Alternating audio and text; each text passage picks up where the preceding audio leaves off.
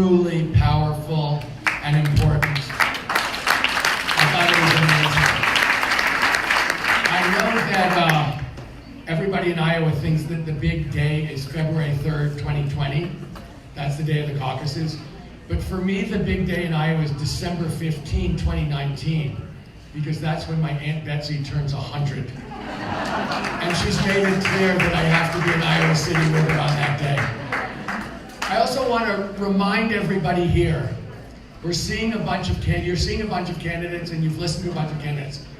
Every single Democratic candidate is more coherent, more prepared, and more patriotic than the criminal we currently have in the White House. And I also want to say, look, the thing I enjoy the most, the thing that's the most important thing to me, and what I think has made me feel so strongly about what I'm doing, is actually listening to people and actually hearing from you questions about what you care about, but also your point of view. To me, I hope I can get through this and get some questions, because I'm very interested in a two-way conversation with the people in this room. I went and talked to a guy named Dan Mulbar, who's a farmer around here, and I asked him how it felt to be an Iowa farmer. He raises cattle, he raises corn. It's a family farm, his sons work with him, but he also inherited the farm. And he said, frankly, the trade war is killing us. The waivers for oil refiners are killing us. Mr. Trump hasn't lived up to his word. And in fact, he's been screwing Iowans for the last 3 years.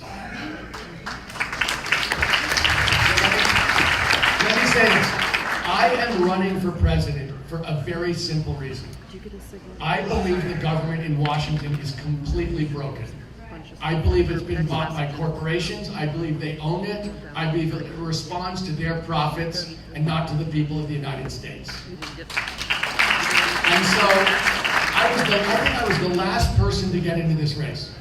And the reason I got in, I was listening to the debates, and honestly, the debate that I was in last Tuesday reminded me of it a lot. People were having conversations about which healthcare plan.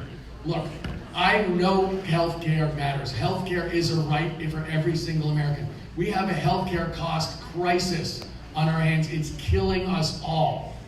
We have a healthcare availability crisis because the costs are so high, not everybody can afford it. But the real question is, how are we going to get any of those plans until we beat the drug companies and the insurance companies and the monopoly hospitals?